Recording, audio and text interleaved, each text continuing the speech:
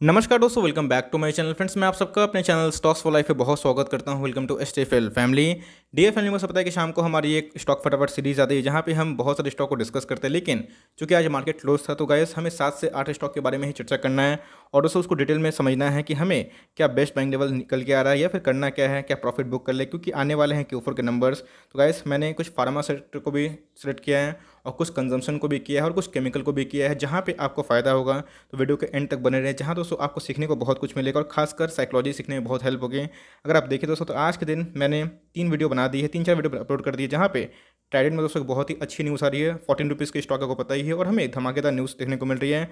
और राकेश झुंझुनवाला जी का दोस्तों एक फेवरेट स्टॉक है जिसके अंदर उनका 5% का स्टेक है और उनके अंदर एक मार्जिन ऑफ सेफ्टी क्रिएट हो रही है। जी हाँ दोस्तों, आप बोलते हैं कि कभी भी कोई स्टॉक एमओएस पे आए सर बता दिया करिएगा, तो मैंने बता दिया है। बहुतों के पास नोटिफिकेशन शायद नहीं गया होगा, जाके ज़रूर देखें और अपना पोजीशन को चाहे तो बना सकते हैं। Now without dealing any for time let's begin. तो गाइस स्टॉक नंबर 1 आप देख सकते हैं कि सुमिटोमो केमिकल इंडिया लिमिटेड। जी हाँ दोस्तों, एग्रो केमिकल की बहुत ही शानदार कंपनी है। मैं रेगुलरली दोस्तों कवर नहीं करता हूँ बिकॉज हमें हाल ही में लिस्टिंग देखने को मिली, लेकिन दोस्तों आप देख सकते हैं कि हमें एक कॉन्स्टिट्यूशन देखने को मिल रहा है। मुझे पक्का है कि दोस्तों स्टॉक में बहुत दम है। अगर आप देखें इंडस्ट्री पी के लगभग 46 के लगभग है, मतलब मोर लेस अपने इंडस्ट्री पी के समान ही देखने को मिलता है।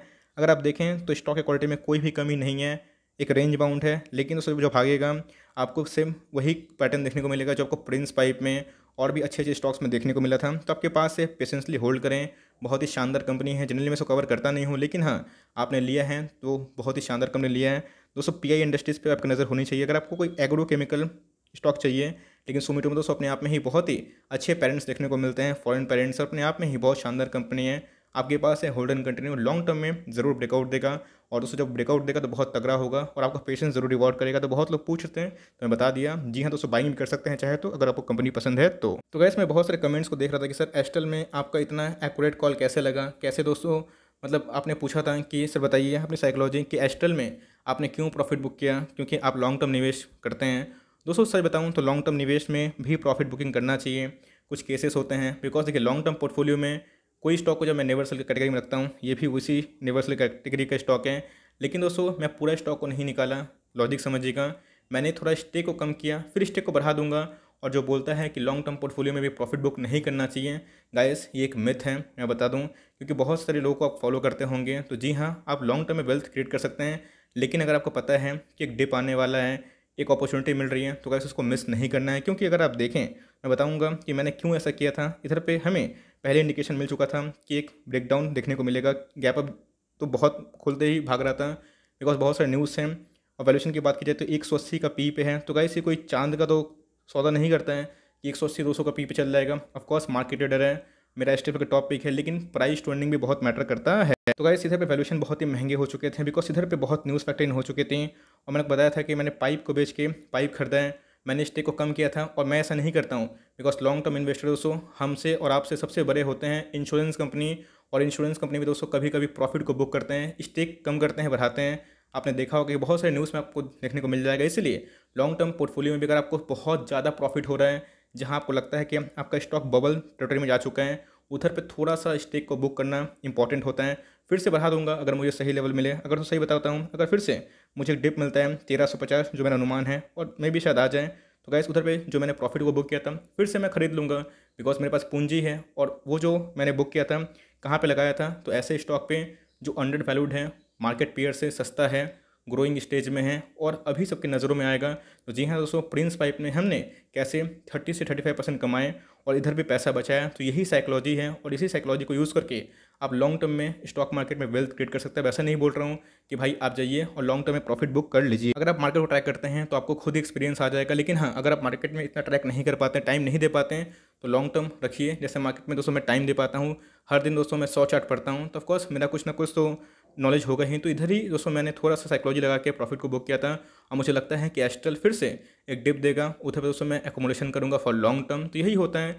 और इधर पे दोस्तों कभी कभी स्टेक को कम करना होता है, बढ़ाना होता है, जब मुझे लगेगा आइडियल टाइम है, वैल्यूशन सही है, ठंडा हो चुका है स्टॉक, अब भागने के कगार पे है, तो गाइस फिर से मैं अपने स्टेक को बढ़ाऊंगा। लेकिन अभी की बात की जाए तो एस्ट्रल में दोस्तों मैं एस रहने वाला हूँ, लेकिन प्रिंस पाइप में अच्छा मुनाफा हुआ है तो अभी मैं स्टॉप हो चुका हूँ। तो एक डिप आएगा तो फिर से मैं प्रिंस पाइप पे माल उठाऊंगा बिकॉज मैंने पाइप बेच के ही पाइप खरीदा था। इस बात को आप नोट करके चलें। तो इसीलिए अगर आप प्रॉफिट बुक करते हैं तो उससे ये नहीं कि आप उसको निकाल दीजिए, ये दोस्तों कि उसी के पीयर्स में अच्छा नंबर 2 स्टॉक पे निवेश करिए, जहाँ पे आपको लॉन्ग टर्म में ज़रूर बेनिफिट मिले। गैस आने वाले हैं Q4 के नंबर्स मारुति के या फिर बहुत सारे स्टॉक्स के। मारुति के जितने भी स्टॉक्स हैं, फिर खासकर हीरो मोटोकॉर्प एंड ऑल, वो सब गिर रहे हैं, बट कोई दिक्कत नहीं है दोस्तों। ये डेट फ्री कंपनी है और लॉन्ग रन में ये स्टॉक बहुत ही अच्छा करते हैं, बहुत अच्छा मल्टी बैग कर रहे हैं, जो कि सेल्स तो काफ़ी अच्छे हैं। जीडीपी डाउन थे, फिर भी इनके काफ़ी सेल्स नंबर अच्छे आ रहते हैं। तो बहुत लोग जो 8000 पर लिए हुए हैं, तो पैनिक मत करिएगा, आपने हाई लेवल पर लिया बिकॉज अपने स्टॉक को चेस किया है। लेकिन जिन्होंने नहीं लिया 6650 अपना दोस्तों जीडीटी लगा के रखें, फॉलोड बाई 6350। कभी भी एक डिप आता है तो आपका जीडीटी ज़रूर हिट हो जाएगा। अगर आप इसको अफोर्ड कर पाते हैं तो गो फॉर इट। कंपनी बहुत ही अच्छी, लॉस में मत बेचिएगा बिकॉज मुझे लगता है कि लॉन्ग टर्म में एक और भी इसमें रिदम बाकी है। यहाँ दोस्तों बजाज फाइनेंस पे खरीदिए। ध्यान रखिए, स्टॉक मार्केट अनप्रेसिडेंटेड होता है और सबका भगवान होता है, सबका मालिक वही होता है। तो हम लोग को उनके अकॉर्डिंग चलना होता है। पहले से इमेजिन कर लीजिए, ऑलरेडी 1000 पॉइंट करेक्ट हो चुका है।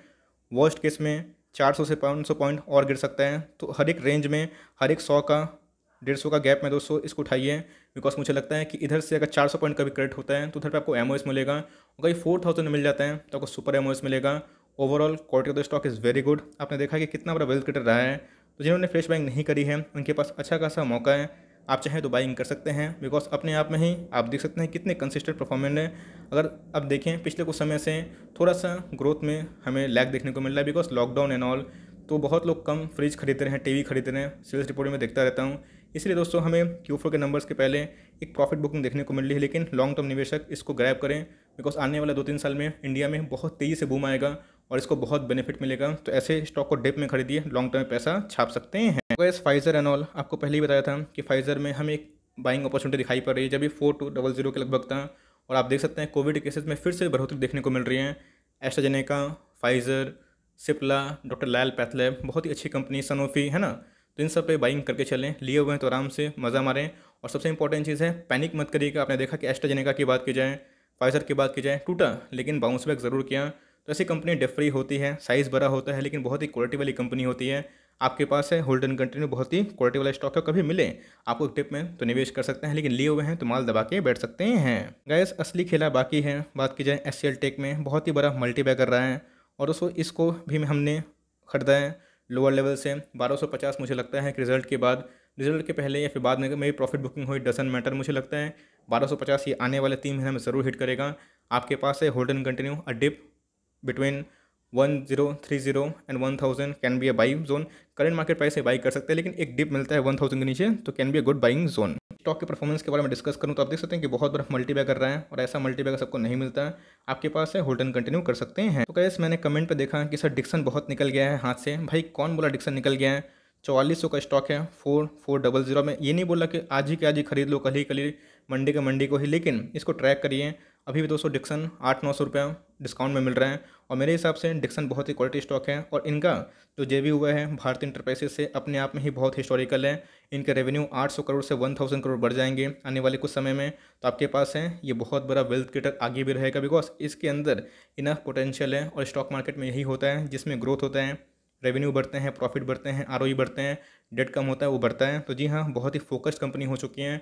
टॉप ब्रोकर्स का भी पिक दिखाई पड़ता है। तो आने वाले 3 से 5 साल में ये दोस्तों मुझे पक्का यकीन है कि 15 से 20 हज़ार फिर हो सकता है। आपके पास है होल्ड एंड कंटिन्यू, लिए हुए हाई लेवल पे कोई बात नहीं, चाहे तो ऐड कर सकते हैं एक डिप आएगा तो। और नहीं लिए हैं तो अगर आपको नहीं लेना है इस लेवल पे तो कोई दिक्कत नहीं है। 3650 टू 3350 ये इनकी अल्टीमेट बाइंग जोन है। कभी भी आए तो इक्का दुक्का करके स्टॉक लेते रहिए, फंडामेंटली बहुत ही शानदार कंपनी है। At last but not least, जी हाँ दोस्तों घोड़ा थोड़ा सा भाग रहा है लेकिन मुझे लगता है कि और भी इस घोड़े में ताकत है, भाग सकता है। और जी हाँ, अभी तो दोस्तों असली खेला बाकी है। इसमें हो गए, एचसीएल टेक में हो गए, 2% की तेजी देखने को मिल रही है। टाटा कंज्यूमर प्रोडक्ट्स की बात की जाए, निफ्टी 50 का हिस्सा बन चुका है। और दोस्तों वो जो रैली आई थी अभी और मुझे लगता है कि एक रैली बाकी है।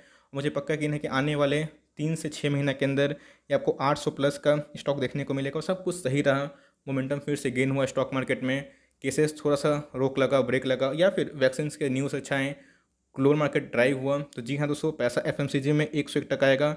आपने देखा कि एचयूएल में, नेस्ले में हमने बाइंग कॉल दी थी और उधर पे हमने पैसे बहुत ही अच्छे कमाए थे। और आप देख सकते हैं कि ब्रेकआउट के जोन पे ही है और मुझे लगता है कि ऑल टाइम हाई अगर हिट करते हैं तो मैं सरप्राइज बिल्कुल भी नहीं होऊंगा। लेकिन आने वाले हैं Q4 के नंबर्स तो आपको एकदम कड़ी नज़र रखनी है। ऑल्दो इनके नंबर्स अभी डिक्लेयर नहीं हुए कब आएंगे, लेकिन कभी भी दोस्तों आपको मिले तो उसके पहले आप देख सकते हैं लॉन्ग टर्म वाले घबराए ना। एक डिप आता है 650 के नीचे तो can be A by position.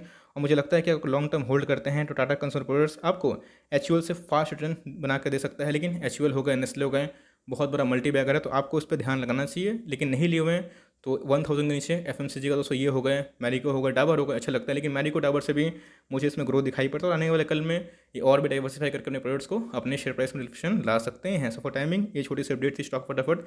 I hope दोस्तों ये सीरीज आपको अच्छी लगती है, कंटेंट से लगता है तो लाइक कर दीजिएगा। चैनल फर्स्ट टाइम होंगे तो याद से सब्सक्राइब करना ना भूले। फर्दर कोई डाउट उसको ड्रॉप कर सकते हैं, और कोई स्टॉक रिव्यू चाहिए उसका नाम भी ड्रॉप करिएगा। I would love to make a video on your demand. तो गाइस मिलते हैं जल्दी ही, तब तक के लिए bye. Thanks for listening friends, God bless you all.